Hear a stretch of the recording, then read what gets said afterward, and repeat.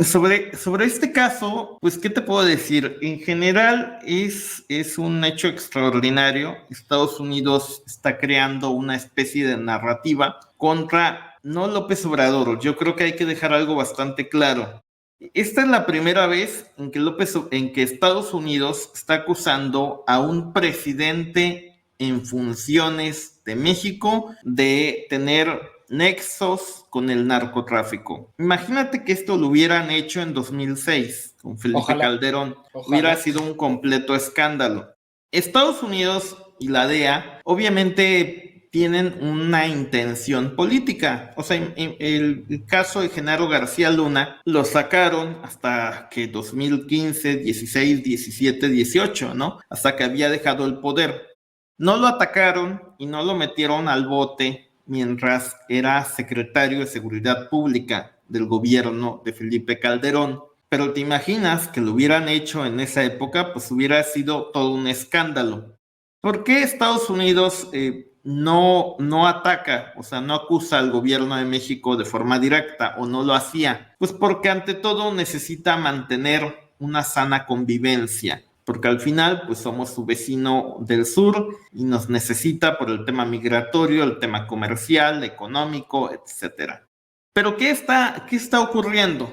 O sea, lo que debe de sorprender es que ahora están atacando al presidente de México, o sea, dejando de cosas de López Obrador, etcétera.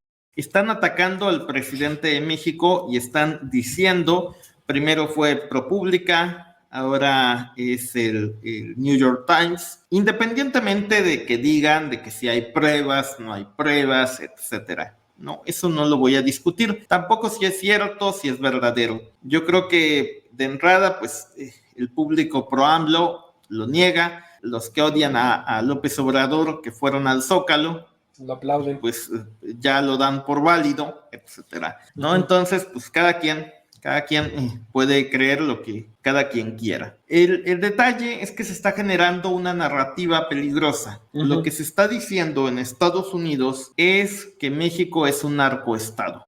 Eso es lo que se está diciendo prácticamente. México es un país que ha sido cooptado por los cárteles de la droga, y una vez que se está creando esta narrativa, que aquí están siendo utilizados medios como el New York Times y todo el poder mediático de Estados Unidos, pues lo que se quiere dar a entender es que, a ver, imagínate lo que le están tratando de decir a la gente de allá, a los estadounidenses, pues que aquí los narcotraficantes se apoderaron de la presidencia de la República, que los cárteles gobiernan México y por tanto, o sea, porque si el presidente recibió dinero del narco, incluso dicen que instrucciones, bueno, acusan a López Obrador de ir a Sinaloa a recibir instrucciones De la mamá del del Chapo. cártel de Sinaloa. Entonces, si te están dando a entender que el que gobierna es el cártel de Sinaloa, que para empezar, ahí hay mucho que decir de ese tema, pero lo que te están dando a decir es como que un cáncer se apoderó de México, ¿no? Sí. El narcotráfico se apoderó, la violencia está ahí. ¿Y qué tiene que hacer Estados Unidos para salvaguardar sus intereses y para salvar a los mexicanos? Pues tiene que venir a invadirnos, a derrocar a nuestro gobierno electo para instaurar su democracia de ellos. Y esto, fíjate, lo está diciendo obviamente la gente como Mark Meckler, que ellos dicen, la única forma de asegurar la frontera sur de Estados Unidos, de su crisis migratoria, es que el ejército de Estados Unidos invada México. Esto lo está diciendo un líder de allá. El senador Tom Cotton ha presentado un proyecto de ley para eliminar al cártel Jalisco Nueva Generación. ¿Qué significa? O sea, imagínate, ya están diciendo abiertamente los legisladores que hay que presentar proyectos para eliminar a los cárteles mexicanos, para salvar a quién, a México, según ellos, al igual que como salvaron a los ucranianos de los rusos, ¿no? Porque pues siempre hay que decirlo de esa forma, ¿no? Según ellos, están mandando armas a Ucrania para salvar a los ucranianos. ¿De quién? De Vladimir Putin. Y aquí en México nos quieren generar, con todos estos medios, estos reportajes, se quiere generar la narrativa de que Estados Unidos tiene que intervenir en un país tomado por el crimen organizado. Eso y es armado por ellos. Y armado por ellos. Porque mucha gente lo toma como que, y es que esto es para, bueno, o sea, sí es para golpear a López Obrador, evidentemente, y sí tiene un trasfondo electoral. Pero pues somos honestos, o sea, aunque el día de mañana digan que López Obrador come niños, Claudia Sheinbaum va a ganar las elecciones y lo va a ganar porque Xóchitl Gálvez simplemente hace todo para perder, o sea, no está haciendo nada para ganar. Entonces yo no creo que estas acusaciones pongan en riesgo el tema electoral. Lo que sí es que se está generando esta narrativa peligrosa de querer justificar una invasión. Ahora, fíjate, es bien curioso porque ¿por qué Estados Unidos querría invadir a México, no? Es como que lo que todo el mundo se pregunta. A ver, Estados Unidos es nuestro vecino, nos quiere mucho, nos ha invadido, sí. Es como el típico, la esposa que golpeó al marido, pues sí me golpeó ya 5 veces. No creo que lo haga una 6ª vez. Entonces todo el mundo dice, pero ¿por qué Estados Unidos invadiría México? ¿Qué gana? Y fíjate que ahí lo que yo creo es que el tema migratorio está sobre la mesa. ¿Qué pasa en el tema migratorio? Pues el tema migratorio es que muchos migrantes llegan a México, llegan a Texas, y ahí está el tema de Texas y la tensión que tiene Texas con Washington, ¿no? Si el día de mañana, te pongo un ejemplo, mira, te pongo un caso. Hace poco, por ejemplo, si tú eres haitiano y tomas un vuelo de Tuxtla Gutiérrez a Monterrey, en México, ¿no? Casualmente, fíjate que cuando llegas al aeropuerto de Monterrey, o al aeropuerto de Tijuana, o al aeropuerto de Reynosa, el Instituto Nacional de Migración, a pesar de que tú ya estás en México, te quita el pasaporte y te detiene.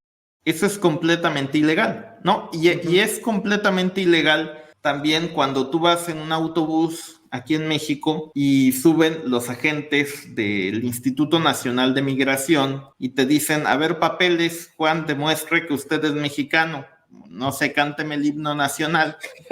O sea, algo así te piden, ¿no? O sea, digo, a ver, es que, a ver, si tú eres un italiano indocumentado, no pasa nada. Canta misilita lindo blanco. Y te dejo Ajá. Pero bueno, entonces ese tipo de cosas son ilegales hasta cierto punto. Pero ¿por qué se están tratando de poner? ¿Qué quiere Estados Unidos? Estados Unidos lo que quiere es que los migrantes no lleguen a las ciudades del norte de México. A ver, tú ponte, tú eres Estados Unidos. Yo ya no quiero que los migrantes lleguen a Ciudad Juárez ni al Paso para no molestar a Texas. ¿Qué tengo que hacer? Pues tendrías que asegurar la frontera con Guatemala, que es una frontera enorme y que es difícil de controlar. Bueno, pues la forma más fácil es cerrar el Istmo de Tehuantepec. O sea, Estados Unidos quisiera, haz de cuenta que lo que ellos quisieran es poder poner a la patrulla fronteriza o a su ejército ahí en el Istmo de Tehuantepec y que ningún migrante pase y que todos los migrantes se queden en Chiapas y Tabasco, todos los que vengan de Sudamérica. Pues tú como México, pues es ilegal, bueno, no vas a permitir eso. O sea, pero para Estados Unidos, si pone la patrulla fronteriza en el Istmo de Tehuantepec, resuelve su crisis fronteriza. Entonces, ¿qué quiere Estados Unidos? Quiere justificar una invasión a México, pues para poder tener tropas en zonas como el Istmo de Tehuantepec, decir, yo quiero salvar a la gente de Chiapas, que ahorita está tomado por el narco, Chiapas, y a la gente de Tabasco, y les quiero poner ahí al ejército. ¿De quién? De Estados Unidos. Eso, pues de entrada, a ver, tú como gobierno de México, pues no se puede permitir. O sea, México no puede tener una frontera interna. Imagínate que llegas al Istmo de Tehuantepec, a ver, Aarón, pasaporte, usted es mexicano, pasa. O, no, pues no lo trae, pues se queda allá en Chiapas. O sea, quiere eso. Eso Estados Unidos lo quiere, es su solución para su crisis fronteriza. Pues está difícil que un gobierno de México lo acepte. El de López Obrador no. Pero pues por eso va esta narrativa, o sea, es una narrativa, un plan con maña. Lo que ellos buscan es el siguiente sexenio, tener tropas precisamente ahí, en esa zona, en la del Istmo de Tehuantepec, y que ya los migrantes pues lleguen a Chiapas y ahí se queden. Es como su plan. Fíjate que es justo lo que yo he estado analizando, de lo que hablamos sobre la unificación de Norteamérica. O sea, algo que hemos estado hablando constantemente es que Estados Unidos va a homogenizar, o sea, va a absorber. Ya estamos absorbidos económicamente. Los gringos dependen de nosotros como nosotros de ellos. No les gusta aceptarlo y no nos gusta aceptarlo. Tal vez por temas de orgullo, tal vez por temas de patriotismo, pero si no está la inversión gringa aquí, nos caemos. Y si no estamos produciendo aquí, ellos se caen. O sea, así, punto. Canadá queda como tercera vía, pero bueno, también es parte de Norteamérica. Y tiene sentido lo que estás diciendo. O sea, lo que yo he planteado es que va a haber esa unificación. Yo no lo esperaba que fuera a ser militar, aunque si lo vemos desde ese enfoque, tiene el completo sentido. El hecho de que empiecen a acusar y crear, o sea, Estados Unidos lo que crea son películas de Hollywood. Entonces crean estas narrativas, estas películas de Hollywood. Pues es que ellos son los expertos en las películas en Hollywood. Digo, al menos de que vayas a ver la de Madame Web, que no sé qué pasó. Pero sí, o sea, lo que yo coincido contigo en tu visión.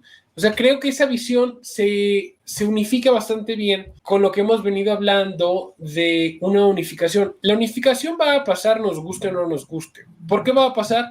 Porque Estados Unidos, ante esta nueva era, donde va a haber distintas potencias, hegemonías, Estados Unidos tiene que mantenerse.